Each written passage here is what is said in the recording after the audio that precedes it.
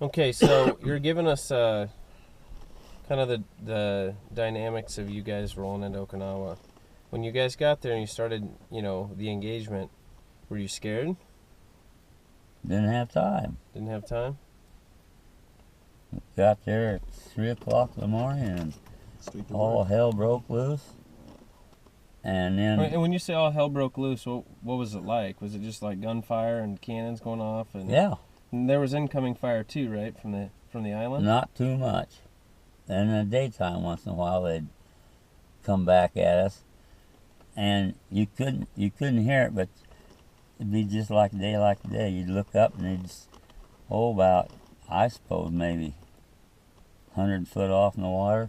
You'd see this bright aluminum, just like a big hot rock coming at you, and that was a projectile that they'd fired over there on us. Were these from both ships and kamikazes, or that you were fighting? No, not at this stage. There Okay. wasn't any ships. We'd already been through that, and we were on this invasion deal. And we'd hear the pilot directing the fire. We'd hear him talk. And this one day, he just broke out laughing. He says, "Keep firing. Same so-and-so longitude and so-and-so latitude." And he said, "Keep firing or move up 25 foot or so." And he was just laughing his butt off. And he says, "Boy, we're having a heyday." He said, "We caught 500 Jap soldiers retreating on this road and 5 tanks." And he says, "We got them all, and it's just like shooting fish in a rain barrel." And he cleared out and come back in. Well, during the day, most of the time, we was shelling the beach or these foxholes or these caves. Well, then come nighttime, once in a while they'd radio for reinforcement, but it was star shells all night long we'd shoot. Well, then come daylight, it just sun would be coming up over the sea, and Tokyo Rose would come on.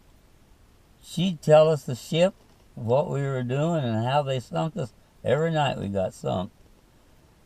Tokyo Rose, I can remember her just as first time she come on. That was propaganda from the Japanese Japs, government. yep. Yeah. Would it just broadcasted Tokyo on the Rose? water? Yeah, it about coming down to our ships. See, radio equipment picked it up. Oh, Yeah.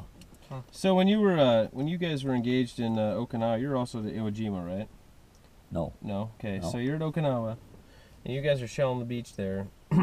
Did they also? Is that where they unloaded like the soldiers and the tanks with the flamethrowers to burn out the caves? Yep. And did you see that happen? Yep.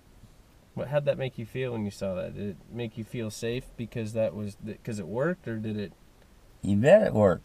And they'd have a tank out there pulling a trailer. I suppose it held probably, I don't know, 500 gallons. I don't know whether it was propane or gas. But they'd pull up there with this tank, and just like shooting, they'd have this gun go around, and they'd come right up to the cave,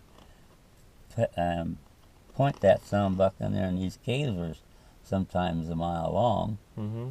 and they'd sit there for hours and just cook them. What was in the caves? Yep. Soldiers. Yep, soldiers. And we had a kid, there was a kid from Weeping Water. I think he was at Nam, though. He was a tunnel rat. Mm-hmm. He went down in there and, Cleaned them out. yep. And he was the type of guy that looked at it, and that was a good job for him. But anyhow, we had and I'll tell you, the soldiers were fighting men, but you couldn't outdo the Marines. By God, they're fighting men. Mm-hmm. When the Army would get trapped, they'd fall back. The Marines didn't. If there was one man left, they didn't fall back, period. You got a lot of good things to say about them, and I was sure as hell glad I wasn't a Marine. And I'd never be a Marine. Mm-hmm. Boy, they're special. Let's go back. You said earlier when you were in the Philippines, you guys had action. Is that where you had your first kamikaze encounter? Yep. How'd that feel? What was that like? Scary. And how many kamikaze bombers would target a ship, and were they accurate? Oh, they'd come in about maybe 30 or 40 of them. Holy Wow. shit! Oh, yeah. That's pretty crazy. Yeah.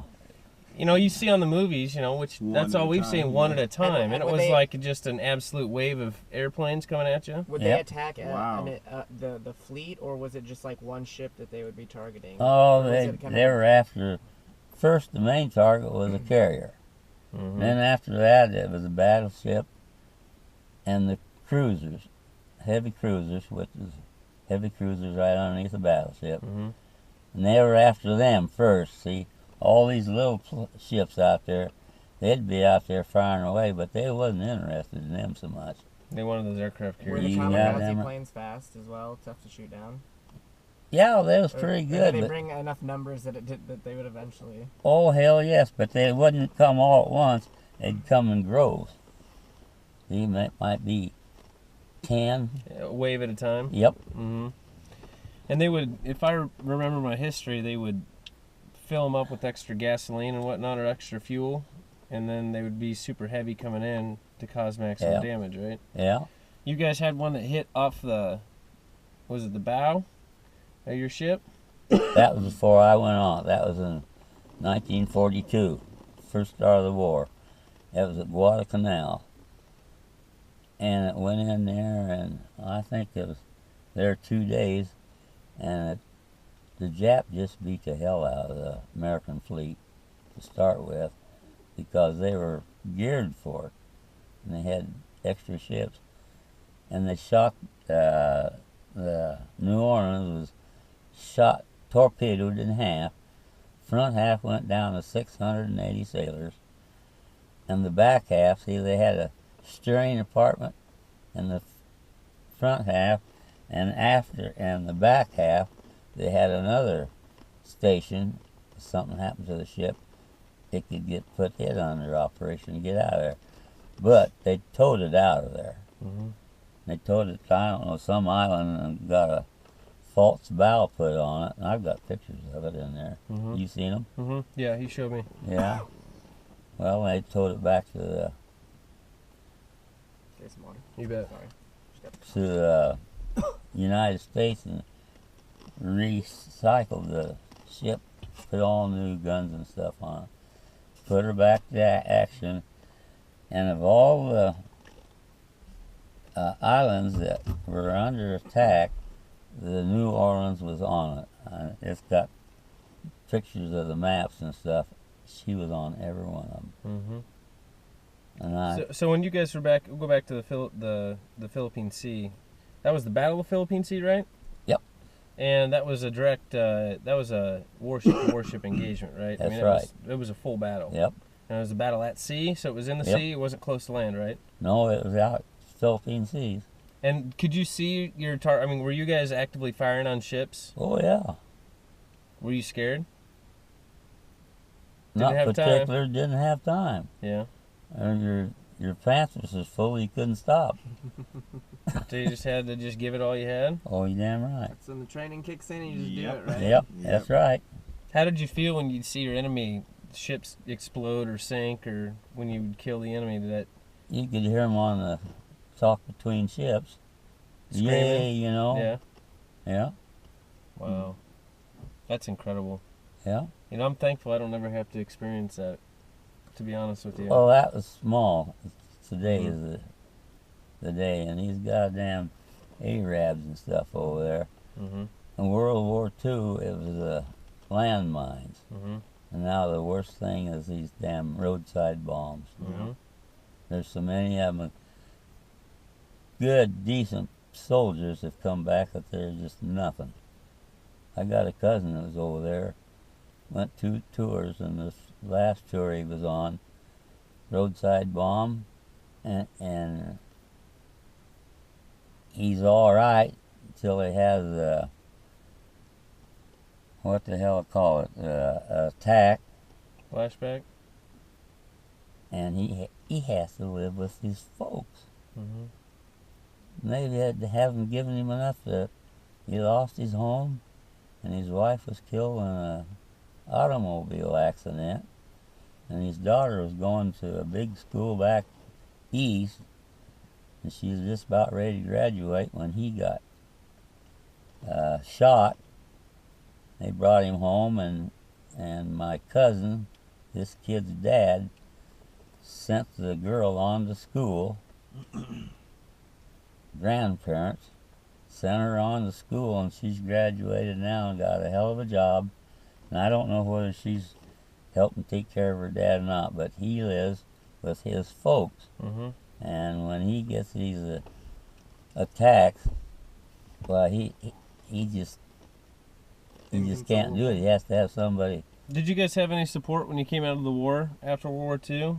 Or was it because there were so many people in the war that they all kind of knew what they all went through? I mean, it's because I always read, like, in the newspapers that our soldiers aren't supported for that, what they call the post-traumatic disorder. Right. But did the PSD, but did they do stuff for you guys when you came out of the war? Yeah, after I was out of 2 years, I spent a month and a half up to the VA hospital to get me calmed down.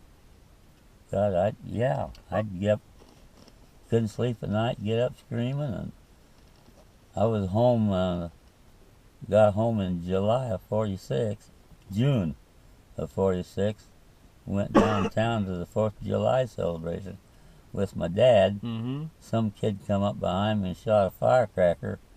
Dad looked around and I was gone. Mm-hmm. Last he seen me, I was running down the road. Sad. Funny. It's funny, but it's also sad. Did you have any flashbacks? Yeah. Ever? Yeah. Yep. Are they quite vivid? Yeah, but not. I had one here about. Oh, I had one last summer and last fall. Woke up at night, and was disorientated, and sitting there talking to myself, and got up. See up here? Mm-hmm. Knocked me out. Hit the bed table. What the hell they call them? Nightstand. Yep. Knocked me out. Woke up, and so I got my souvenir. When you tell me about the war, you told me the story, and I think we'll wrap this one up for now, and then we'll come back and do some others later, so Alex can get ready to go.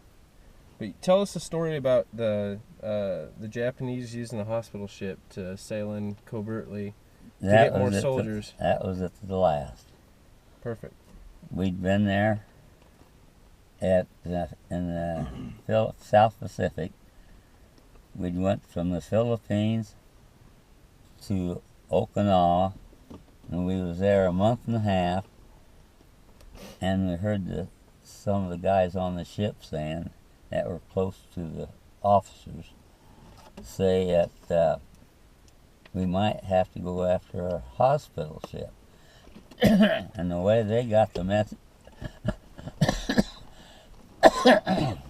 was this 11-year-old Filipino girl heard a Jap officer talk about this modified hospital ship coming over with troops. So she went to the American officers there in Manila and told them what she heard. And they didn't believe it at first, but they checked her out and it was true. Mm-hmm. So they come out, and our ship was one of them that they said there was a Japanese hospital ship coming over with troops and weapons. No bandages or anything. And we was asked to go and with a couple other ships and take this hospital ship over. All right, they took 11 Marines off in our ship and 11 other off in another heavy ship, and then that'd make 22 Marines, and the rest of them was 78 there was 78 in the party, and I don't know whether there was any enlisted men in the Navy or whether they was all officers, but I think they had some first class officers, boatswain and gunner's mate, with these officers. And they went over, and the only thing they could have was sidearms. Nothing else. And they went over there, and a destroyer on one side and a destroyer on the other side.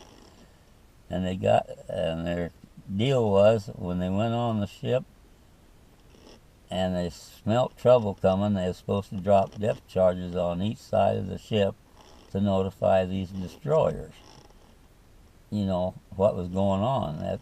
That'd be for them to get ready to sink it or something. Yep. But there was 78 men, military men, went on and took this ship over. 1,700 Jap soldiers. And they said the luck was with them because the soldiers were so goddamn sick, they didn't want to fight. They were seasick. I mean, it's terrible. I was seasick once. Jesus. And you got your sea legs. Yep. But they said the vomit was about 5 inches deep Ew. in the ship, you know, and no air conditioning out there and flopping around in the sea. And they said the rats were running around and cockroaches. Did you go on the ship, or did you go on the ship? No, I participated by being on the USS New Orleans. Mm-hmm. So we was there in case. Mm-hmm. And this one sergeant this Marine sergeant off on our ship said it was so stinking and sick, said I never slept or ate anything for 3 days and 3 nights. That's filth. Mm-hmm. Yeah, it is. And none of your ships were as seasick as they were, or were they just in a different? No, we were good, but see, You've they been was at on sea this- for a while, right? Huh? That's why you guys were okay. It's 'cause Oh you've been yeah. at sea. See, these guys hadn't been at sea. Because they were army men, right? Yeah. Yep. And they was on this goddamn old cargo ship. It was made over for a hospital ship, Mhm. which it wasn't. And that son of a buck was just out there like a bobber in a windstorm on a lake. Oh, it was terrible. And that's where I got my Jap rifle, my Samari sword, and a bayonet from the Japs. The ship got them and give the crew on New Orleans. And that's the only way. There were a lot of guys never got nothing over there. But I got that, Did you and- mail those home, or how did you get them home? brought them home. Oh, you just brought them. Yeah, I had all the papers that cleared them. It says I was entitled to them and where they come from. And the military had no ruling over 'em. And there was a lot of guys that had Send them stuff back. that didn't get to bring the stuff back. Well, I think that's going to be it for now. We're going to go get some refreshments. Get Grandpa some water. He's been talking for an hour. Thank you very much. Had that long? We've been talking for an hour. Well, we've got some good stuff yet. Yeah, we do. And we'll do more. We'll be back.